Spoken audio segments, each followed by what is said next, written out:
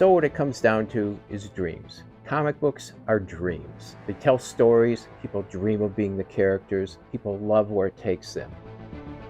This is the first introduction of Doctor Strange. There you go. It's all about the art. That's what moves us. That's why people collect comic books. I feel the same way about comic books and everything I collect as I do the original artwork which I collect. I'm not the owner, I'm the steward. I'm supposed to take care of them, and hopefully I can get them to people that will cherish and take care of them too. First Nick Fury, pretty cool. Comic books affect everybody's life. It certainly affected mine. Hi, so who the hell am I? My name is Tom Tataranowicz. I'm known as Tom T in the animation industry where I spent my career. Well, I'm here to talk about my comic collection of 10,000 comics that I'm now putting on the market. Being, I guess, an artist in my soul, I was always interested in comic books as long as I can remember. I grew up in Detroit collecting comic books from the 50s to the 60s to the mid-70s. And there's all kinds of stories about where these comics came from and everything. Nonetheless, in the 1970s, what happened? Well, I was fresh out of art school and I decided I wanted to work in animation. So my friend and I packed up our little yellow Volkswagen and drove 4,000 miles in 1 month to go to Los Angeles so I could work in the animation industry. When I left in 1975, the comics all stayed. The only comics I brought were my Conan the Barbarians. Don't ask me why. I also brought it with a case of a beer from Detroit called Stroh's Beer. And so it shows you where my priorities were lying as a 20-something-year-old. But anyway, when I got out here, my first job was with Ralph Bakshi on Lord of the Rings. After that, I worked with Frank Frazetta on Fire and Ice. I did a lot of the animation of the Tigra girl. And then I went to Filmation. I worked on Masters of the Universe and then ended up becoming producer at that studio and director of the Brave Star feature. And then I kicked around for a gig or two and ended up at Marvel Animation. And there I did Biker Mice from Mars, Fantastic Four, Iron Man, and the Hulk. Interestingly, years later, I met Jon Favreau, who was the director of the first Iron Man movie. And I talked to him. I said, "Oh, hi, I'm so-and-so, and I used to run Marvel Animation, and I did the Iron Man series." He goes, "Oh, you're the guy." And I said, yeah, I really like what you did with the movie. He goes, "I gotta tell you, I based my concept of that movie on that animated series, specifically the opening title." And I go, "No, come on, really?" He goes, "Yeah, remember the lyrics of the song? It was, 'I am Iron Man.'" Well, that's how I ended the first movie, remember? Tony Stark stands up and goes, I am Iron Man. And the whole concept of armor flying onto Tony Stark's arms and things forming, which I did as a way to incorporate as much armor as I could into the show to satisfy the toy companies without making it a moving commercial. And that's the legacy of comic books and animation. You don't know how far the influence will go. It's all about the legacy you leave behind, how it affects people, and what it means to them. That brings me back to the comics. When I got the second seasons of Fantastic Four and Iron Man, I decided what I wanted to do as producer was tell the stories based on what was in the comic books. Be faithful to the comic books I had grown up with and loved, which are part of my collection. So I did the storylines based on comic books that I thought were great. On Iron Man, I went to things such as Armor Wars. On the Incredible Hulk, it was the same thing. I went through and based it on characters and storylines that I had liked in the comics. Stories I thought were really cool, but still comic-based, because I feel fans really liked that. As a fan, I never really cared for, okay, here's a brand new story and it doesn't really feel like what I wanted. And so all my upbringing, all my reading, and all my collecting led to that. When my time at Marvel Animation was done, I subsequently formed my own studio. For lack of imagination, I guess, I called it Tom T Animation. Not the greatest name, but it worked, okay? And then we turned it into Gang of Seven Animation eventually, which was maybe a little better, but who knows. Anyway, one of the series we did was a reboot of Biker Mice from Mars. In the original series, I had developed it. I was executive producer, I was director, writer, all kinds of things, and was doing much the same thing with my studio. On Biker Mice from Mars, I had the privilege of hiring Bernie Wrightson. Bernie was one of the pivotal artists in comics, probably most famous for having co-created Swamp Thing in right here. It's House of Secrets number 92. Which is a classic. He did the Frankenstein plates, which, oh my God, there's never been any better illustration in the history of the world than these Frankenstein plates. And so he was actually working in the studio with us. on Biker Mice from Mars, designing characters, and also helping us develop animated horror films. And so getting a chance to work with him was an incredible privilege. For my money, he may be one of the very best artists in the history of comics. Incidentally, John Buscema, Michael Kaluta, and even Neil Adams are among comics legends I admired who worked on my various animated projects. So as you can see, comics are kind of a through line through my life and through my career, but we're not here to listen to my life story. We're here to talk about comic books.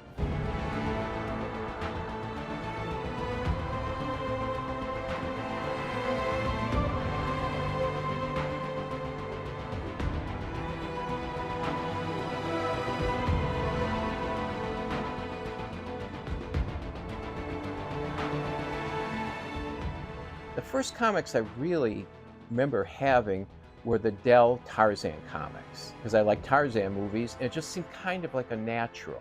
How I got them is not just going down to the pharmacy and buying them, because that's where we bought comics back then, was like the pharmacy. There weren't any bookstores, there weren't any comic stores. We took buses down and we'd go to these little used bookstores, which were, God, tiny, tiny, tiny, and we would look for comic books. And we would buy them, and they'd get them for 10 cents each, 25 cents each. So we'd rifle through their comic books and find what I wanted. To bolster that along, other than getting the comics that I bought myself, in Dearborn, Michigan, they had alleys. And in the alleys, they threw the trash. Well, young kids, what are young kids but trash pickers, right? One day, we found an entire oil drum full of comics that somebody was throwing out. Yeah, they threw out comics back then. People didn't keep them. We grabbed those. I remember feeling like Uncle Scrooge in his money bin, surrounded by comic upon comic upon comic, Tarzan, Turok, you name it. And then from that, I discovered DC Comics. So I read Superman and really loved Superboy. That's what I read for years and years. And then somebody introduced me to Marvel. Marvel was a revelation back then, with characters that had problems. And so then I started buying Spider-Man, Daredevil, and then Iron Man and Fantastic Four.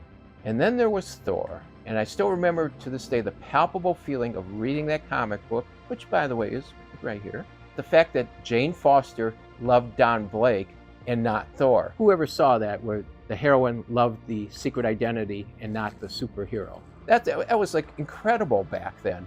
Lois Lane loved Superman. Everybody was after the superhero. And I became fascinated with that and the Norse mythology, which eventually in my career led to me writing a script about the end of the Norse gods.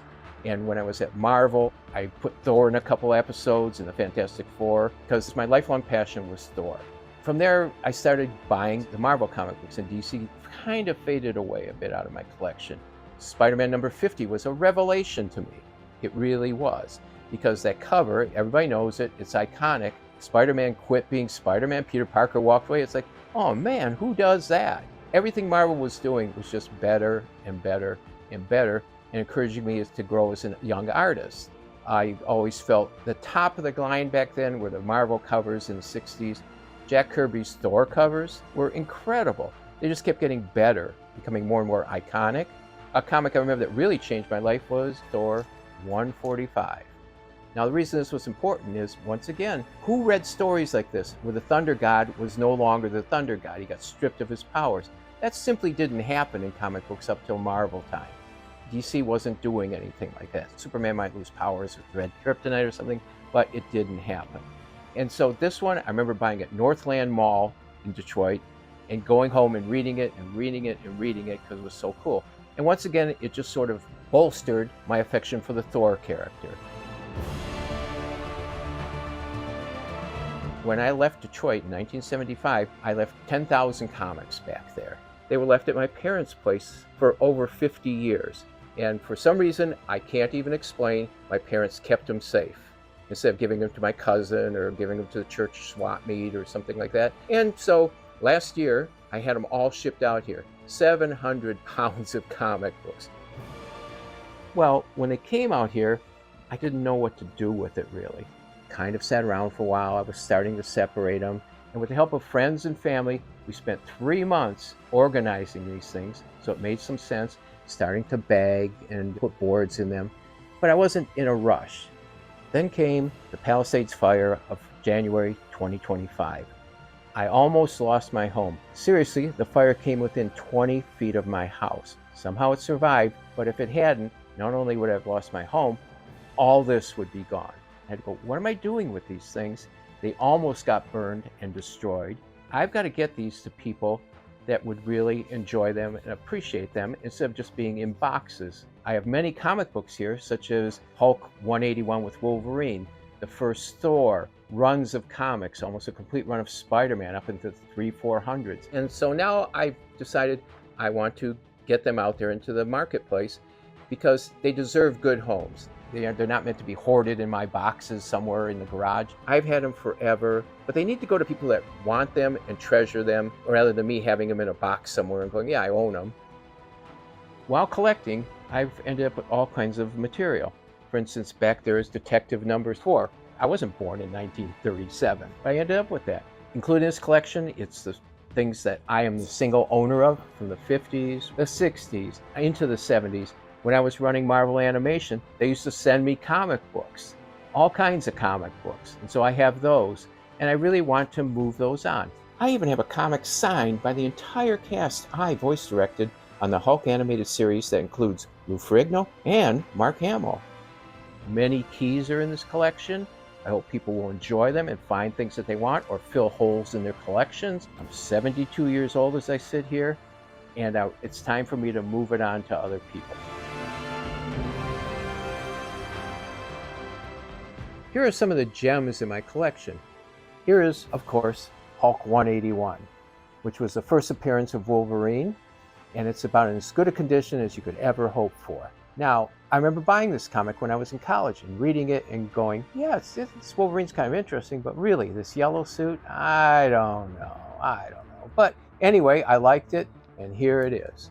Here we have Hulk number 4, where he's kicking some ass, and it was a really cool comic as a kid, because I'm reading this thing going, oh my God, here's a character that's supposed to be a hero, but he's not really. He's just kind of this dumb brute beating things up and breaking things, but somehow that really appealed, and I guess that appeal continues to this day.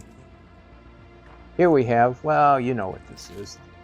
This is the giant size X-Men number 1, and I remember getting this in college, and it was very cool because now the team had come back together after the X-Men series being canceled. For those of you that don't know, think about it. X-Men was actually canceled because nobody was buying it. And so they did some reprints, and then they came out with this and introduced this whole new team of characters. And it was incredibly exciting because it was something different. You could sense they were on their way to do something.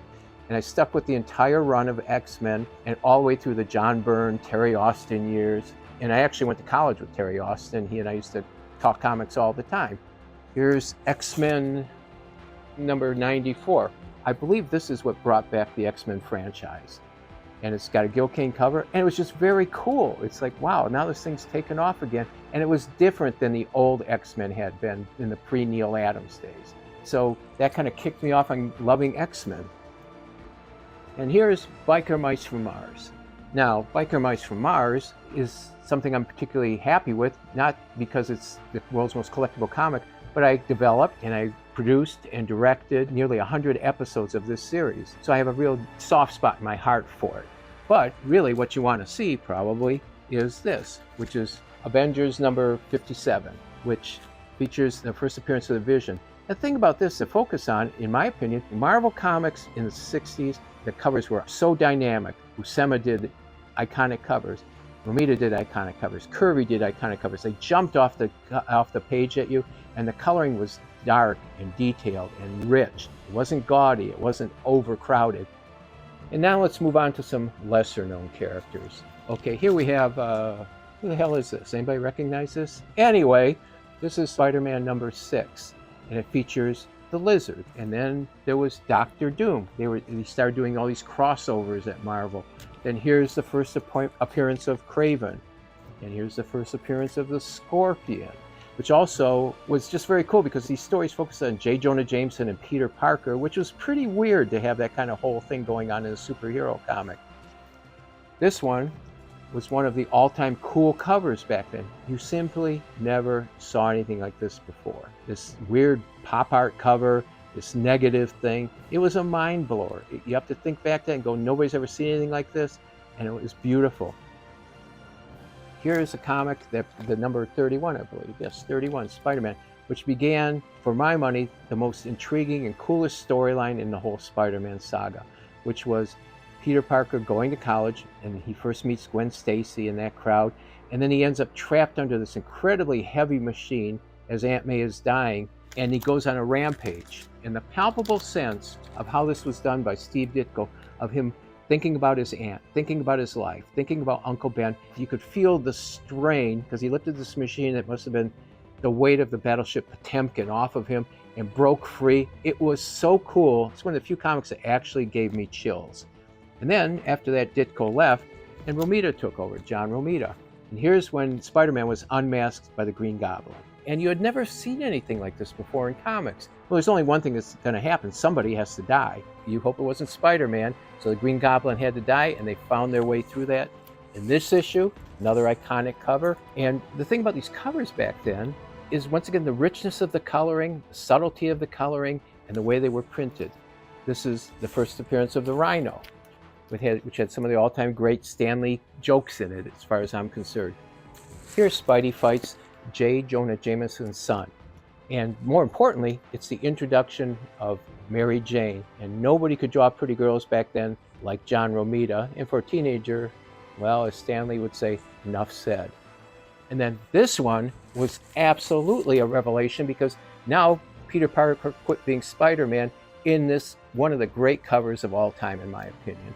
Once again, you never saw anything like this in a comic back then. It was unheard of. And they made it work because he was feeling guilty over Aunt May and Uncle Ben and the responsibility of power. It was so cool, it was beyond belief. And now we have X-Men. Starting out in my collection with number 6, which had the X-Men meeting the Submariner, and when Marvel was doing all kinds of crossovers trying to sell their other comics. So they would do that regularly.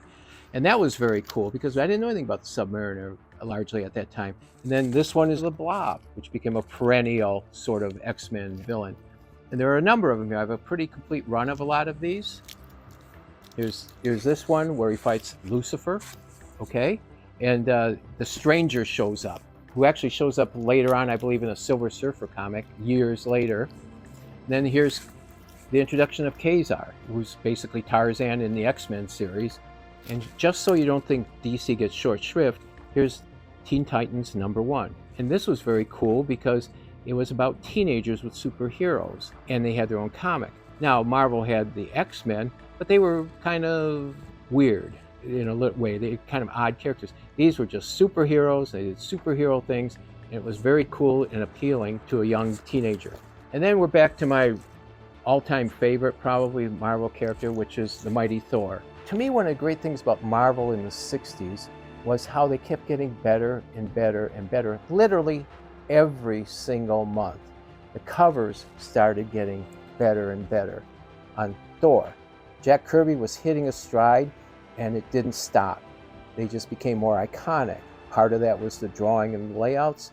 Part of it was the coloring. Marvel had such rich coloring, and the way it was printed was great. There was the right amount of darkness. It popped from the page. It wasn't garish, and it wasn't overcrowded. I mean, look at this cover. Look at this one. I mean, that's just, you can't help but want to buy this thing. When as a kid, you see that and go, what is this? He's forging something cool. And then every once in a while, there's one of these, which is kind of like the greatest hits of the comic of the day. They're showing all kinds of stuff, and you could study each one for hours and hours and just want to read the story many times. It was that cool. Here was the introduction of Crusher Creel. Once again, you can see how the comic covers are becoming more and more dynamic. And DC was doing at the time kind of doughy Superman covers. They were good, but they weren't as exciting. Jack Kirby was strictly setting the bar for something here. Look at this. Look at Odin here. So dynamic, so powerful. Here's Thor busting through a wall. Once it's strength, power. Then here comes Hercules, for God's sake. Okay, cool. I love the Steve Reeves movies, and all of a sudden here was Hercules. And look at how powerful that is. And then you want Thor? Here's probably the iconic Thor pose. He's coming right at you, which means buy this thing and collect it, kid, and you're going to love it. And then this one, right in your face. You could almost feel like you get punched in the face if they let go with each other. It was so strong and so dynamic, and you could read it at a glance. Here's a dead Thor in Odin's hands. Come on. It was just so cool. The stories were so cool. They were everything, like every single month, it just got better and better and better all the way through.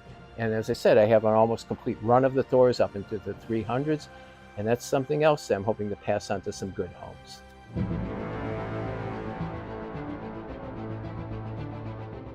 Comics and entertainment is simply about enjoyment.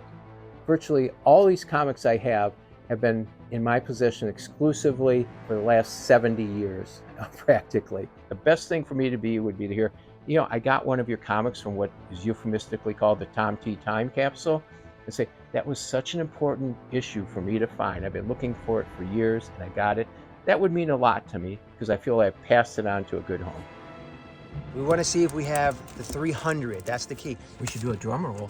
I know. Yeah, I know you have it. These are really pristine looking books. First Puma, second Puma here. Here, the very first cameo appearance of Venom. Looks like a great book. The Great Craven book here.